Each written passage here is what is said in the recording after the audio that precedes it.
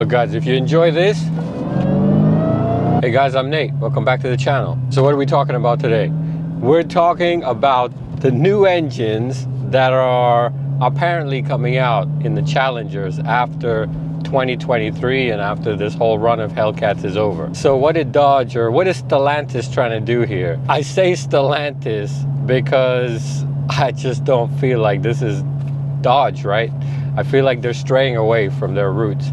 And I get it, the emissions and all those regulations, but come on guys. So what are they talking about? They're talking about an inline six turbocharged as their powerful motor. So do I think this replaces the Hellcat motor? I don't think so. So I just don't see an inline six producing reliably this much horsepower out of a factory car. Now, yeah, I know you talk about the GTR, you can talk about the Mark IV Supra, not the R35, the R34 GTRs or before that, and you can say, well, look, those guys, that motor was bulletproof. Those guys are pushing way more horsepower than that. And it's true, but I don't think that's going to be to the same levels that an OEM would expect in terms of long-term reliability. Could I see an inline six twin turbo or turbo putting out 450, 470 horsepower, similar to what you get in the Scat? Yeah, I could see that happening. If Stellantis and Dodge are trying to go down this route for fuel economy, the lineup probably ends up being similar to what you're kind of seeing on the Ford side, right? So probably going to end up having some type of four-cylinder turbocharged motor in the base SXT instead of the V6 that they're using right now. Maybe you see a turbocharged four-cylinder.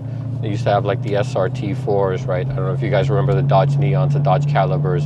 You had this turbo four-cylinder.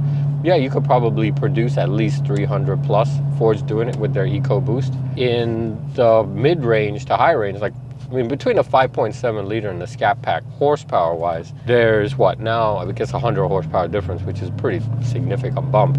But you could get that, right? So 375 horsepower, you could do that with an inline six. The new Supra, which is using the BMW engine, BMW inline six, that's producing already 330 horsepower, something like that. You could probably easily get that to around 375 if you want it to be horsepower equivalent, right, with the outgoing generation. And then 100 more horsepower out of a turbo or twin turbos really shouldn't be that hard to achieve. There's your regular engines, they're covered.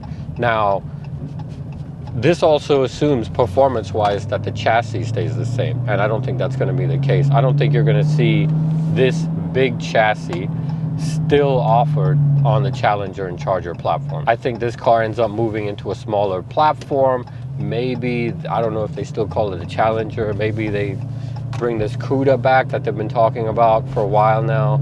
Maybe it's a slightly smaller platform instead of a full-size platform. The only reason why I'm a little iffy on that one is the Charger is selling better than any of the domestics in the full-size category. So do they really want to mess with that formula? I'm not sure, size-wise, that they'd want to mess with that formula. But anyways, engine-wise, they have plenty of options to cover those trims, right? Now you get to the Hellcat. How are they going to get a 7 or now the super stock or the jailbreaks 800 horsepower inline six? I just don't think it happens from the factory. I think what they end up doing is they end up looking at electrification as the way to solve the high horsepower problem, right? Because you can see it already with the Tesla. They've done it. You look at the regular Model S's before the Plaid edition, all this other crazy editions came out for Tesla, and they were already dragging them against Hellcats. And with the dual motor, it sticks, it goes, it's all-wheel drive. The Hellcat, you know, has a really hard time unless you have wider, stickier tires on the back.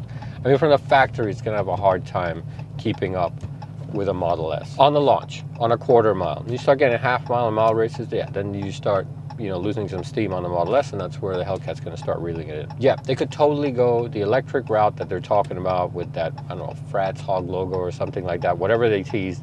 Maybe we'll find out about it in the next 22 garages. So that's probably what we're going to be ending up with on the Dodge side is a four-cylinder turbo, an inline six turbo / twin turbo, and then electric. And that's what's going to replace what we have today. I don't think you're going to see a manual in any of those cars, to be quite honest. I've heard that it's really hard to get a manual nowadays. Not a lot of people drive manuals. They're becoming more and more scarce. And I just feel like they're not even going to bother with a manual. You're not going to see a manual, of course, on the electric, but on the inline sixes and the 4-cylinder, I'd be surprised if they offer a manual. What do I think about it? I don't know, guys. I think that's kind of sad. I get it, why they're going down this route, but I think this was our last hurrah before 2024.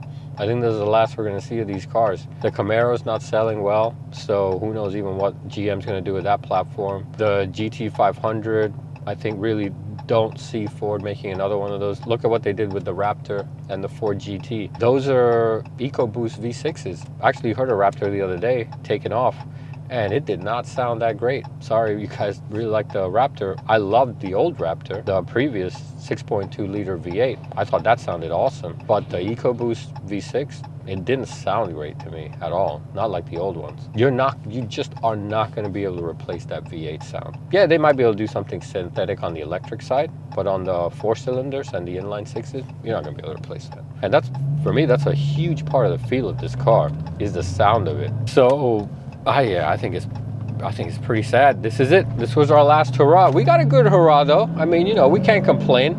Think about it. From all the manufacturers, Dodge came out swinging, right, with the 707 horsepower Hellcat back in 2015, and everyone was like, oh my God, what the hell are these guys doing? Technically, Ford threw their punch in 13-14 with the 666 horsepower GT500. Then Dodge came out and was like, oh yeah, 666? Yeah, how about 707? And then everyone was like, oh my God, right? And then they came back and they were like, yeah, you know what? We'll just go ahead and do a Demon. And we'll just bump that up to 840 on race gas, right? And then everyone was like, all right, these guys are crazy. So Camaro came out with their 650 horsepower ZL1, right? The same engine you get in the Corvette Z06. That's crazy, right? 100 more than the previous generation. And then Ford was like, man, we got to do something, right? I mean, we don't even have a GT500. We need to be top dogs. We were top dogs for those couple of years. Bam, you got the GT500, you know, making 750 horsepower, right? But Dodge is crazy, man. Dodge now with the jailbreaks and the super stocks, 807 horsepower coming from a factory. And you saw my last video about the direct connection stuff and how you can get a red eye up to like close to like 900 horsepower. I mean, they did it good. We had a good hurrah. We had a good run. I don't think we're going to see these cars again though. So if you want something like this, get them before they discontinue them, and then prices just go straight through the roof. If you want a manual, figure out a way to get a manual. Sure, there's ways. If you can't order one, just buy a used one. I mean, guys, you're not going to get this chance again, because this is not like the 70s where we had the oil issue and, you know, no one was buying V8s, and so they decided to stop making them. This is a completely different situation. This is, the government is mandating more efficient fuel consumption from vehicles, and the manufacturer is going to have to comply, or they're going to have to eat the costs, and they're not really set up to do that profitably. This is it. Like, after this goes, I mean, the fuel standards are just going to get tougher and tougher and tougher, right? It's not going to be like, oh yeah, you know, in like 10 years, 20 years, they'll come back. They won't. There'll be electrics that have same performance. If you enjoy the sound and feel of a V8, that rumble of the engine, the whine of the supercharger, this is your last chance. So guys, if you enjoy this,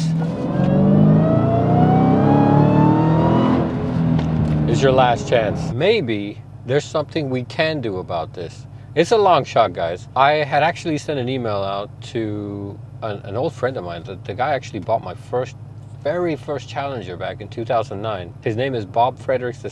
If you don't know about this guy, man, world-class guy. If you want to know more kind of about his family and my experience buying that Challenger, let me know, and you know, I'll do a separate video on that.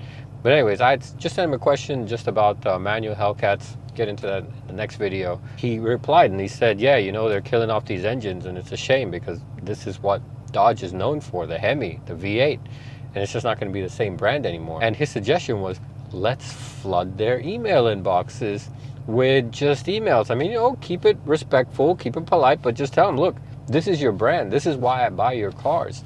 You get rid of these V8s, that's it. I'm not coming back, buddy. I mean, I'll just go, you know, somewhere else and buy something else. I'm going to put the email addresses I can find on the web for Tim Kuniskis, who's the CEO, I guess, of the Dodge brand, at least. As I find more email addresses for other people, you know, I'll put them either in the descriptions here or maybe I'll just put them in other videos so you guys have a fresh list. But for now, let's all send Tim Koniskis an email and just tell him, look, how this is a really bad idea, and they should at least try and keep the V8 around, because this is the heart and soul of the Dodge brand. So let's see, maybe it gets somewhere, maybe it doesn't, but I guess it's worth a shot. I still think the whole fuel efficiency regulations are what's strangling these guys, but you know what? Let's see. Maybe they decide to keep them around, even in a limited run, just to have the cars there as a badge, right, for the Dodge brand. Let's see if this Dodge Brotherhood can pull off a real fast one on Stellantis. All right, guys. Well, I hope you enjoyed this one. Check out these next videos, and I'll see you there. Thanks. Bye.